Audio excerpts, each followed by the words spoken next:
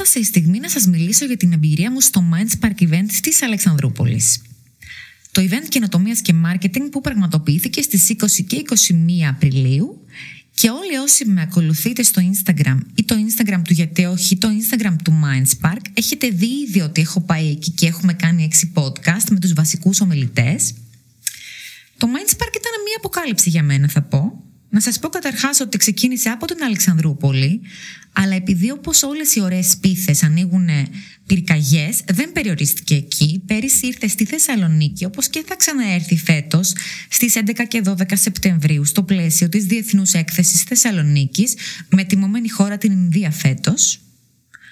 Λοιπόν, το Mindspark είναι ένα διήμερο πάρτι, θα το πω, δημιουργικότητας, καινοτομίας και marketing. Την πρώτη μέρα είναι οι βασικοί ομιλητές, οι οποίοι είναι διαφορετικοί, είναι διεθνούς εμβέλειας, βρίσκονται στη σκηνή και μοιράζονται εργαλεία, τρόπο σκέψης, νέες τάσεις και πολλά ακόμη. Και τη δεύτερη μέρα είναι η μέρα της εμβάθυνσης με διάφορα workshops. Το σημαντικό είναι όμως ότι το Mindspark δεν είναι ένα event μονόδρομο.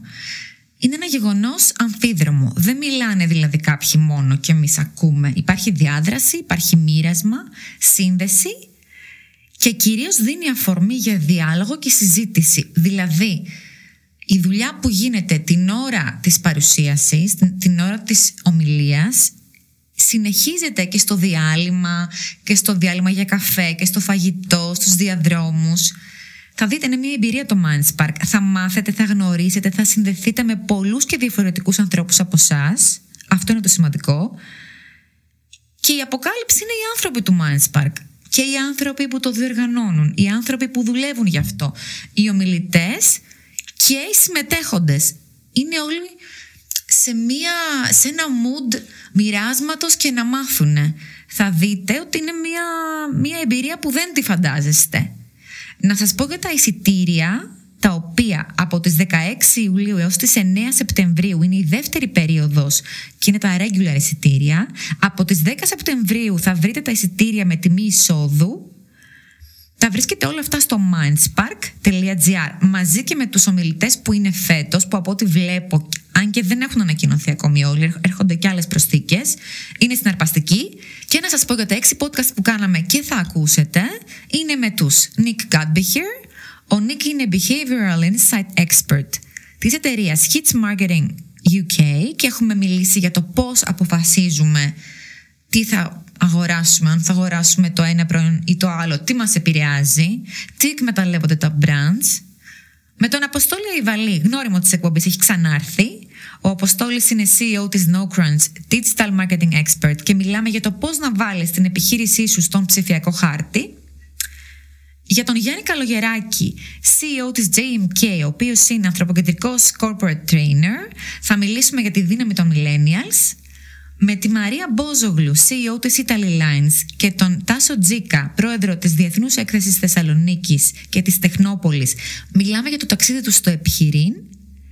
Και φυσικά με τον Θοδωρή Σπηλιώτη, ιδρυτή του Αθωνικού Management και συγγραφέα του βιβλίου «Ο Μοναχός που έγινε CEO» και έχει ξανάρθει στην εκπομπή ο Θοδωρής, μιλάμε για 3 αρχές του Αθωνικού Management, οι οποίες μπορούμε να τις χρησιμοποιήσουμε τόσο στην επιχείρησή μας και στη startup μας, αλλά και στη δική μας αυτοβελτίωση. Να ακούσετε όλες τις εκπομπές, από όλες έχετε κάτι να πάρετε, είναι όλες διαφορετικές μεταξύ τους και θα τα πούμε στο Mindspark το Σεπτέμβριο. Φιλιά πολλά! Nick, welcome to the show. Thank you very much. Nick Godbehere. We are at the Mindspark. We are. Nick is a market research and behavior change professional, and we're going to talk about emotions and brands. And I'm excited about this. Okay, yeah, we can see where we get with this, yeah. So, how we decide to buy one thing over another? It's not a simple process, shall we say?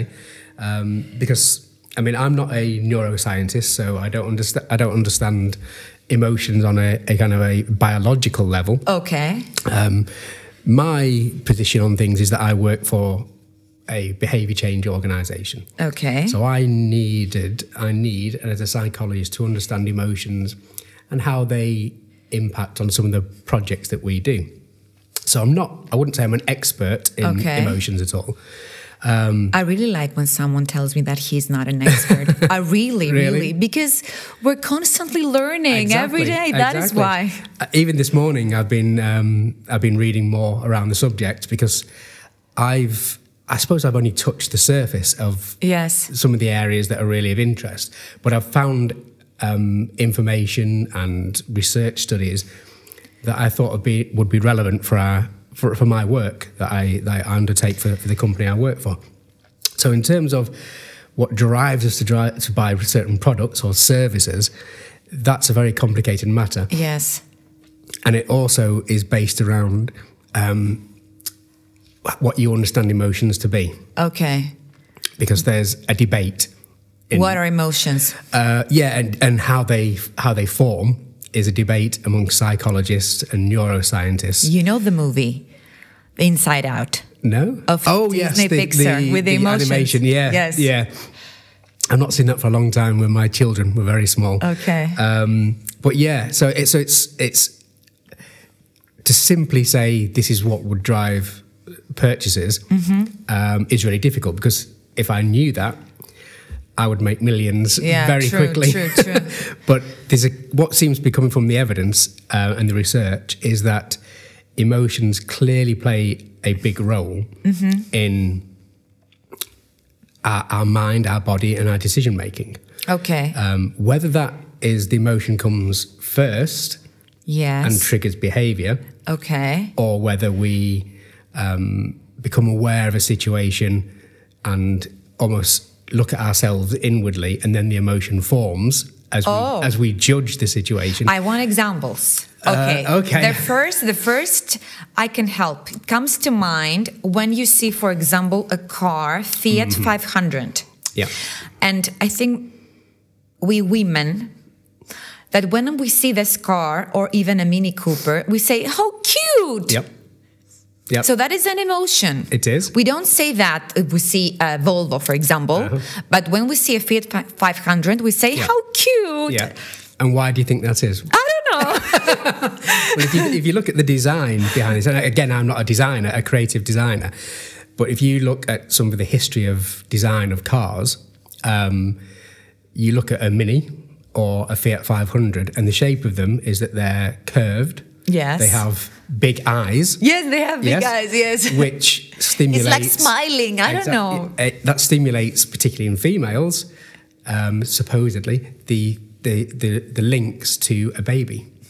Because babies have big, maybe you're right. round faces, big eyes, and we are programmed as humans to recognise faces. Yeah.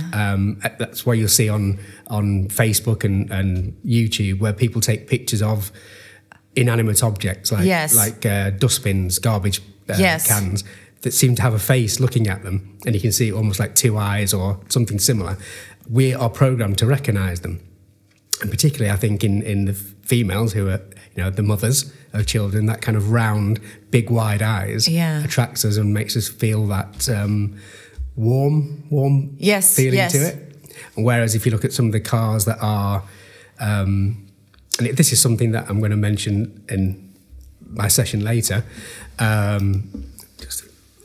thank you, is that when you look at cars that are advertised more towards males or families, there's one thing missing from any TV commercial that isn't in the advert, in the commercial, and that's any other cars.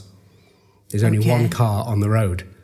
So that's promoting the emotion of freedom. That is so true. Yes, that is so true. The pleasure to drive and the experience of driving.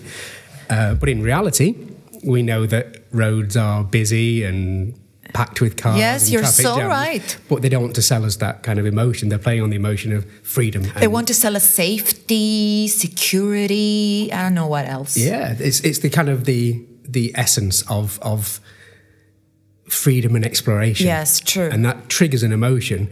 They don't tend to sit there and tell us the dimensions of the engine or the size of the wheels and the tyres, what size they are, the technical specification. That's probably unlikely for most people to trigger any response in them. And that is an example for the first thing that you mentioned. Yeah. And the second one? Well, this goes back to again, something that I'll mention, in psychology, there's a bit of a debate between almost what comes first. Does the behaviour trigger the reaction, the emotion, or does the emotion trigger the behaviour? That is like the egg and the chicken. Exactly. And there was a psychologist called William James. He was one of the fathers of psychology back in the sort of 1890s. He was involved in opening the first ever school of psychology at, I believe it was Harvard University. And one of the things he was interested in discovering is, are we happy because we smile, or do we smile because we are happy? I don't know. I don't know. The modern thinking is probably that there's a kind of a loop that goes round. But he did some experiments, and these experiments have been replicated down the years, where they've managed to get people to smile, and you might get a chance to have a go at this later, gets people to smile and people to frown without them knowing they are smiling or frowning. Yes. And before that, he will measure how happy they feel on a scale of 1 to 10, for example.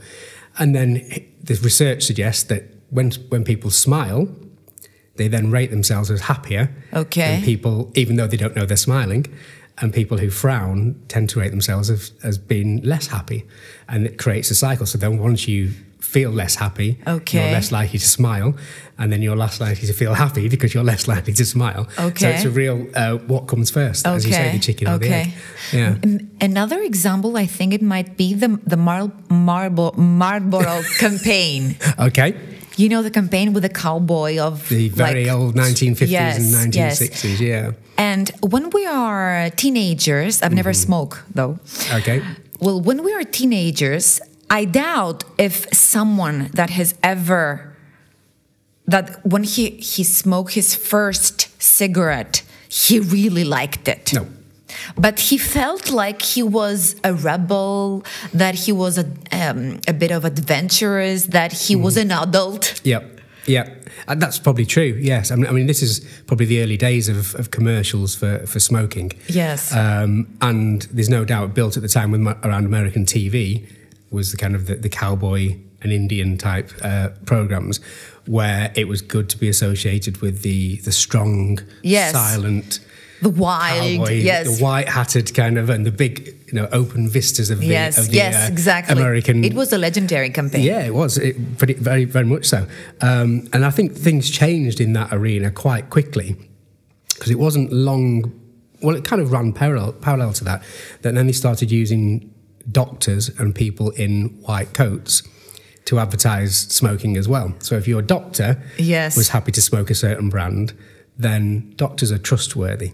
There's something called the white coat syndrome, where humans are more likely to trust somebody if they wear official uniforms. A uniform, okay. So if doctors in white coats who are clearly clinicians, and it's like they endorse it. Exactly, yeah, and we trust them. Yes. Very often people will, when I speak to people about health campaigns and interactions with doctors, one of the interesting things about it is that they'll sit with the doctor and the doctor will explain situations to them, and they'll nod their heads and they'll agree, and then they'll leave the room and have no memory of what the doctor actually said. Yes. But the reality, that happens. Yeah, but they trusted what the doctor said, so they could have told them anything, and they would accept it as being the truth because they're wearing a white coat. The authority that they represent. And that, going back to kind of the emotions, that stimulates a sense of trust. Yes. And trust is a huge emotion.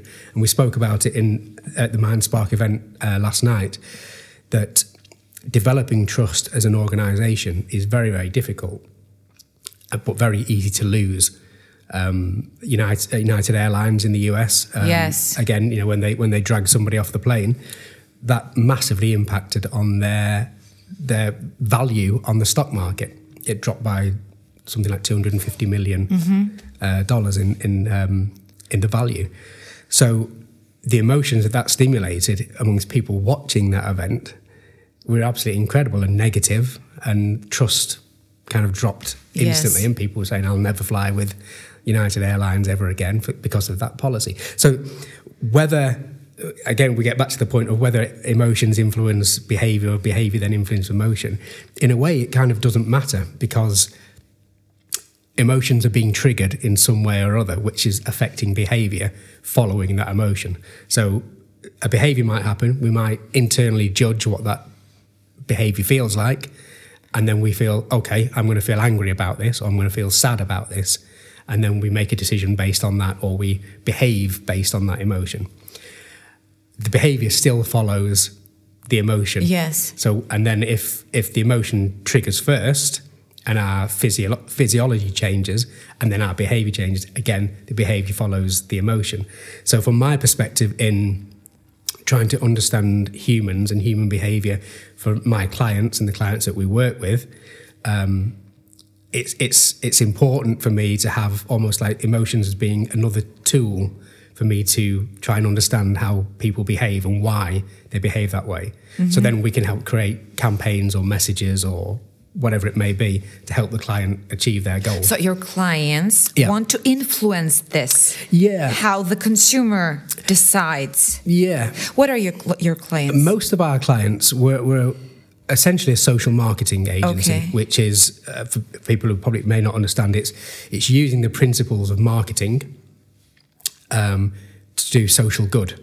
Okay. So those campaigns that you speak about, where we try to stop people smoking, or maybe rethink about their drinking behaviour, or do more exercise, or eat more healthily, amongst other things, they're what we would call social marketing campaigns. Okay. And they tend to be run by government or local government, or maybe in the UK, the National Health Service.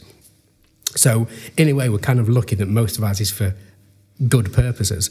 So our clients would be those type of people. But we do also work for some private sector clients where obviously their intentions are slightly different about how they change behaviour. So, for example, we've done work for Unilever product testing, and they wanted to test products to see what differentiation people had, but also what emotions those products bring out in people. Okay. So then they can use that in what they call product claims. So you may have seen them on commercials on TV where 75% of women who choose this product love the way it made their hair feel, etc., that type of claim. So we use the kind of same processes for those private sector clients as well. And you use colours, for example, the smells and everything. We don't do too much sensory-based research. Ours tends to be more focused on kind of interactions with people, what language they use, how they talk about products and services. So we use a range of techniques, such as get them complete diaries about how they feel. And we tend to try to get those to use kind of the third person. So they talk about themselves as another person. Okay. So instead of saying, I do this, they'd give themselves a name and talk about it that way. And that gives us that little step backwards away from... We tend to judge ourselves when we talk about ourselves and the language we use. So if you can take a step away from that and talk about yourself as another person, you tend to put fewer value judgments against your behaviours and your thoughts, which means you get more depth of information that's of value. Oh God, this is complicated. It's complicated, and I don't know. It's maybe I'm making it more complicated. We are subsequently influenced by all this stuff. Yeah, I mean, do brands take advantage of our insecurities? Totally, yes. Yeah. I watched a video on YouTube a couple of weeks back, and this was about the treatment of animals and food systems, and how marketing and advertising is used to kind of mislead the consumer by putting things like farm-reared animals. Okay. That it can be a farm, but it doesn't mean that they're not reared in kind of factory farming, all close together, crammed in. It's still a farm, so you're not lying, but it gives it, when you use the word farm, as a consumer, you tend to picture wide open spaces, lovely green grass, animals running free. Totally, sheep and cows. Exactly. But that isn't necessarily the farm that they're using. Yes. And one of the outcomes, the final comments on this this video was that the most powerful tool that advertisers have is you as a consumer. Yeah.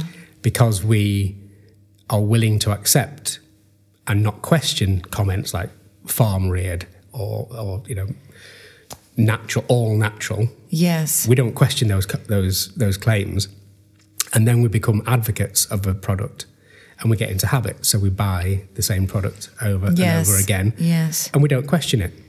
So they use us against ourselves to sell products. And I'm not, you know, I use some of the same principles in the way I think about things. You can't escape that either. It's a very difficult thing to escape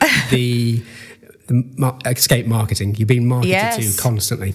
And it's becoming more and more difficult and problematic with things like Facebook and Google, because they use certain algorithms that means that you as a consumer are only presented with products and services that you agree with. Yeah. You don't tend to see information about things you don't agree with. So you're just reinforcing constantly the same products, the same services, the same opinions over and over again. No, it is really difficult to escape this. Yes. Yeah. I mean, it comes to mind the brand Abercrombie & Fitch. Yeah. So you're in New York, you walk down the street and you're passing by outside of a Abercrombie & Fitch store. Mm-hmm. First, there is a gorgeous smell. So you just go into the store just from the smell. So this is marketing. Yep. Yeah, of course, yeah. And the way some of this, obviously, the way stores are designed. I'm lucky, one of my old school friends from many years ago, he works for a company who are in advertising and marketing, and they've reached the point where all stores are designed specifically to attract consumers to certain products. And make you want to stay there. Exactly. Like the Apple stores. Yeah. Or the Starbucks. And they have at their company a room that is essentially just a white room, and people come in as consumers, put on virtual reality headsets, and they project stores and get people they can reach out as though they were grabbing products. So they can actually design stores in even more detail using virtual reality. Yes. So the impact of store design and psychology is only going to get more and more advanced as we we reach Amazon stores where there'll be no staff, for example. Yes, I read about this. Yeah, and they're going to have to be designed to such an extent that it's going to be such a simple process. Yes. But almost like you have IKEA in you probably pronounce it differently. I don't know. I'm not sure. Yeah, it's IKEA. Yeah, IKEA. Yeah, IKEA. Yeah, the furniture store. Yes, of course we have. I can't remember what I was going to say there now. No, I've lost my train of thought. But anyway. No worries. And maybe this is the reason why nostalgia marketing works as well. Yeah. That you Give me an example. What have you seen? Mad Men. Classic program. I love Mad Men. Yeah, it's fantastic. I think I've watched it about 3 times as a series. And the ending, you see the packaging of many brands to be like to remind how it used to be during the 60s, for example. Yeah. And again, what are they selling to you at that point? What are they selling to me? Yeah. Explain to me, because I'm really attracted to this, and I'm a millennial, you know. Yeah. If you think about, you get adverts for a TV commercial for Coca-Cola on TV. Yes. Can you describe an advert, a commercial? Yeah. What do they look like? Happiness. Of Coca-Cola. I think mostly young people hanging around together and happy and smiling. Yep. And I think that's mainly. Yep. So they're not miserable. They're having fun. No, at all. They could be on the beach. They could be all usually in bright clothes and kind of happy. That's selling you a product, but it's not. The product is barely mentioned. You'll see people with it. You see the color of Coca-Cola. Yeah. And they're selling you the lifestyle. Yes. Attached to it. And if you emotionally buy into the lifestyle, that's me, that's what my friends are like. That's what we do. Yes. Every Friday evening we go to the beach and we sit and have a fire burning or whatever it may be, and we're all happy and grateful. And why not have a Coca-Cola while you're there? Yes. So it's almost not subconsciously pushing the product in your direction, but just subtly saying, you know, this goes with that. Yes. You're kind of linking the two together without overtly saying, buy Coca-Cola. Yes. Yeah. You know, so they're selling you the lifestyle, you know, like we were saying with the cars. If you've got the freedom to drive with no other cars on the road, imagine how great it would be if you were sat in this beautiful car. Yes. And you're just driving with your partner, your girlfriend, boyfriend next to you in the seat and all happy and smiley with each other. Yes. We know in reality that driving is not like that. No, at all. Most of the time. What else? How does packaging influence our decisions? Yeah, I did some work again for one of our clients. It was just a small number of focus groups recently, and they are redesigning or thinking of redesigning some of their packaging for hair products.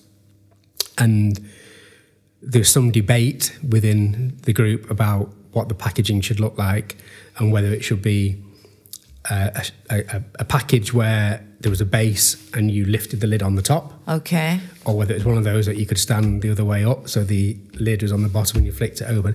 And that is a big decision about a package, because how customers use those bottles and perceive those bottles when they're using, whether they get angry about not being able to get all the product out. So it has to be user-friendly, but and the shape for has me, to be... it has to be sexy as well. Right, so the shape of a bottle has to be...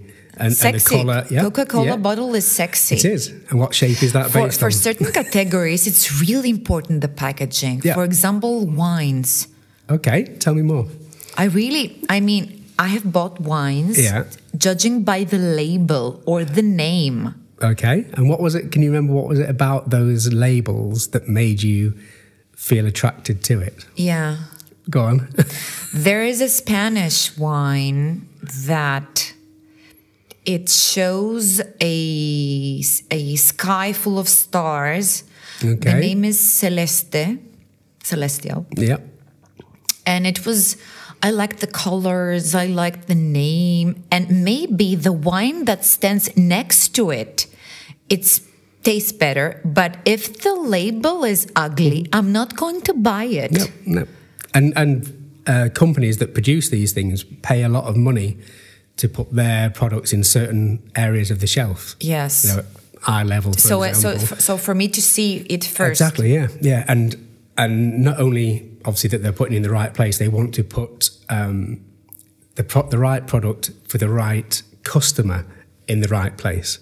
So for millennials, they'll put products in certain areas, whereas for older customers, they'll have a different look to the old-fashioned, maybe, or kind of traditional, shall we call it, and maybe at different heights on the shelf. So we're getting different levels, and the end of and there are some iconic examples where the packaging is more famous than the brand, with the example of Tiffany. Okay. Tiffany, the jewelry. Yep. I mean, the box of this turquoise of Tiffany jewelry is like universally known. Yeah. It's Tiffany blue. The color, even the color has the name of the brand. Yeah. And it takes a long time for brands to build up that and a lot of research, I think. Yeah, and lots of money. You know, you like to watch Mad Men.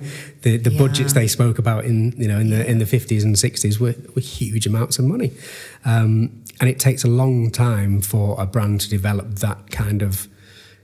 It goes down to kind of trust. You know, if you get purchased or go and purchase something from Tiffany, you've got an expectation of what the product will be like. Yes. How good it will be, the service you're going to get when you go in there, the packaging that goes with it. So you have an expectation, and if that falls, your expectation falls, that is a huge dent for you as an individual with that organisation. And we were talking about it last night about the idea of trust and how some organisations manage to maintain it. For example, Apple have got high levels of trust because of their customer service. the fact that you've got to take your Apple product to an Apple store to get it seen to, but you'll get a great service when you get there, and they'll look after you. And that is true. They'll do the best they can. Compared to someone like a Samsung, there's fewer Samsung stores around. The products do virtually identical things, but the service that goes with it is slightly different.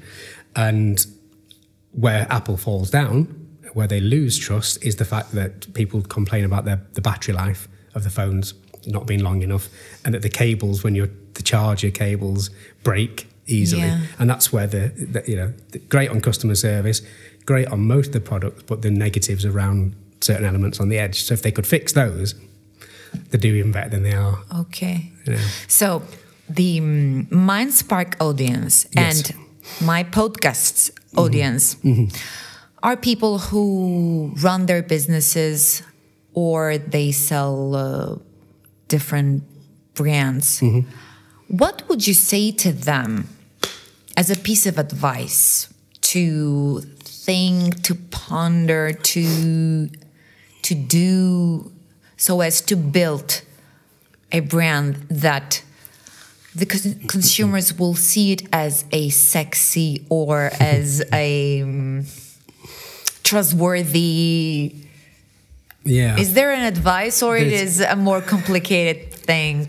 Again, it's something I'll speak about later, but there's an area that seems to be, I suppose, like the new area of competition, I suppose, is customer service at this point in time. Lots of these products and services are very, very similar. Again, going back to Apple and Samsung, they essentially do the same thing. At the end of the day, they do the same thing, just in slightly different ways. Phones and social media and... they all do similar things. So the way to... There's kind of marginal gains in there, which, it's small ways you can gain an advantage over your competition. And many companies at this moment in time are seeing customer service as being that where they can make the gaps bigger. So if I was talking to a business or some of our clients, my starting point would be to consider, what is your customer service like? What's the experience like for your customers? Is it very important, isn't it? Yeah, it is very important, because, if you visit a store and you don't get the service you wanted, you tend to maybe think, I'm not going to go back there. And you maybe tell your friends, I went to that store and it wasn't that good, and they were really rude in there, and they didn't want to speak to me, or they were too overbearing. And they will share it with their friends. And they'll share it with their friends. And it's just, so what companies are trying to do is really, really understand who their customers or service users actually are. And in the past, that was generally done by what we call demographics or socio-demographics. And that would be things like income level, the area that you live, your education level, the amount of money that you earn. So this kind of, in the UK, we have the socio-economic group of A, B, C, 1, C2, D, E, and that's across the board, from A's being the most, I suppose, successful, earning more money and higher ranked jobs, I guess, down to people who are in the E's, who are people who are probably unemployed, maybe receiving benefits from the government. So a lot of the campaigns and designs for messages or looking at how you could reach those customers were based around that. But things seem to be changing, and have been changing probably for the last 5-6 years, where we're taking more into account now things that are called kind of psychographic. Okay. Which is more around how people actually behave and interact, and their values, and how they perceive the world to be. But how can you measure that? Is this legal? Well... to start with. As I well know, you have Facebook. Okay. The amount of data that true. Facebook gathers, Big Brother, and everyone else gathers, is probably beyond your imagination what they have. So all that data is available. We've recently done a campaign for one of our clients, and it was around alcohol use and young people. Oh no, sorry, a different campaign. It was to do with sexual health and a certain group of people, men who have sex with men. So not necessarily gay, but they may sleep with men. And we had to target this campaign specifically. Now, we were doing that via Facebook adverts, and you're not allowed to put into Facebook as your criteria of how you want to target it. So you can target by age and location, and et cetera, but you can't put in gay men or lesbians or whatever it may be. Bisexual, whatever. So you have to do research around what kind of lifestyle choices fit with that group of people. Okay. And one of them, for men who have sex with men, is that they're more likely to be Taylor Swift fans. Bizarrely. So one of the things we targeted as part of this campaign were people on Facebook who've shown a propensity in this area to be a Taylor Swift fan. Okay. So we got somebody emailed us and said, I've had this advert come onto my Facebook timeline, and it mentioned, and I just wonder why it's targeted at me, and et cetera. And he kind of emailed us and wondering why he'd received this advert about sexual health. And my colleague emailed him back and said, well, this is the reason it's happened. And one of the things on your profile, you've probably put that you are a fan of Taylor Swift. Yes. And he goes, I am a fan of Taylor Swift. That's okay then. So now he was not happy that he'd received the ad, but he could understand why. And that's how we are more segmenting audiences now by lifestyle choices, their values, how they live, which is where one of the things that I'm talking about here, the emotion analytics, is that we can measure now people's emotion responses to things via things like posts on Facebook or Twitter feeds, just from the text that people use. Or from the last concert I've been to. Exactly. And including things like if people put emojis in their text, we can use emojis as part of this analysis. So if I put emojis, means what? If you put like a smiley face, or if you put, say, happy birthday, a cake with candles, big smiley face, it's likely that your emotion behind that message is one of joy, etc., something along those lines. So the text that we can take and put through the engine, and it knows that what you've written not only has the content of happy birthday, etc., but it knows from your emojis that you mean that in a kind of, it's a positive way. It's around joy and excitement and fun. So we can assign that text to a emotional category. So we can take thousands of pieces of, say, Twitter feeds about a subject, a specific hashtag, for example. Yes. We can collect all that data, put it into the artificial intelligence software, and it will categorize everyone's comments into emotions and measure so the amount of joy that people are showing in these emotions. And that joy is, say it's scoring a 60, for example, out of 100. And then it will give us all the text that relates to that as to what is it that is driving that joy, or if it's fear, the same thing. So we can measure text. So we can do interviews with people and transcribe all that text, put it in there, and we'll have your underlying emotions about how you are thinking and speaking. I'm speechless. This doesn't happen a lot to me. No, well... Just so you know. Okay. I mean, you cannot even warn us that you will be protected. It is what it is. Well, I mean, enjoy it. I'm guessing most people have never read the terms and conditions of Facebook. When you sign up, you tick the box and say, I accept. Or they'll email you and say, we're changing our terms and conditions. Do you ever read those? No, never. No, most people don't. Well, they are made that way because it's like tiny letters. Yeah. Some people will read it. They know what they're doing. But you're probably signing up. I mean, I've never read the Facebook terms and conditions. I've never read Twitter's terms and conditions, etc., or Google's, for example. But I'm sure we're signing up that we're saying that your data is now freely usable for us to give to third parties, etc., etc. And obviously, In Europe, in the last few years, they've had the GDPR, General Data Protection, something or other. And now when websites have to ask us our permission to say, I'm happy for you to use it in this way or not. Okay. Which slows things down because you just want to accept, you know, and they're all built in there. So all your data is, you don't own it.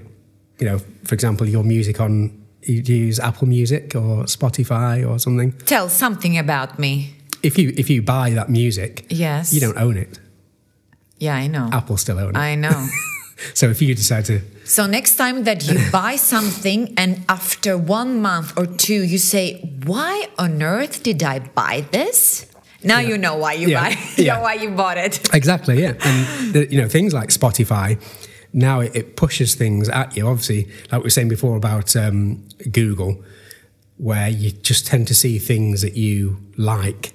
Okay. And you've agreed that you like. So you keep saying the same things over and over again or similar. So you never get to encounter things that are completely outside of your range. Okay. So if you have a certain political view, Google's algorithms will just push information your way that you agree with because they want to keep you coming back to use Google or similar, or Facebook will. So you won't see the counter arguments, which in one of the kind of psychological views of this is that we always tend to look for information that supports our own view. So not to kind of bring religion in, for example, scientifically, there's the atheist side of people who are scientifically saying you have no proof that religion exists. And people who are religious will say, I don't need the proof because X, Y, and Z. No matter what argument you could give them scientifically, they're still going to believe it because they only accept the information that supports their view, and vice versa. You know, you probably won't convince an atheist to become a religious person.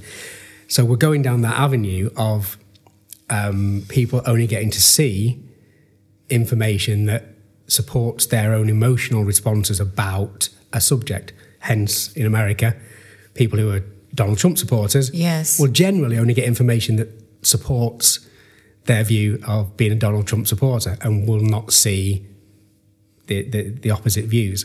And the same for anti-Donald Trump supporters.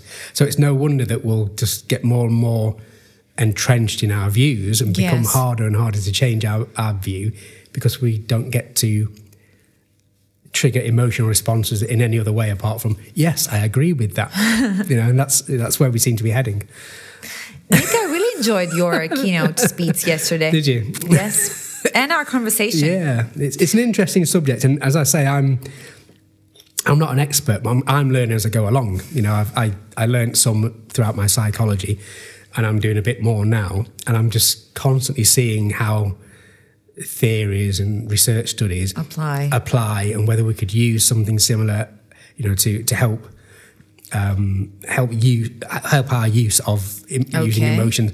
And we don't use emotions just purely on their own as part of a research study. We have other ways of kind of engaging with all the data and analysing what people are thinking. But it's just another tool that we're finding really, really useful. So, thank you very much. My pleasure. Tell us how people can get in contact with you. Well, the company I work for is in the UK. We're called Hitch Marketing. Okay. That's HITCH, Hitch Marketing. And if people want to email me, it's Nick G, so that's NICKG, at hitchmarketing.co.uk. Perfect. Everything will be on our website as well. Perfect. And on the show notes of the podcast. Yep. Fantastic. Well, thank you for your time. Thank you so much. Great. Thank you.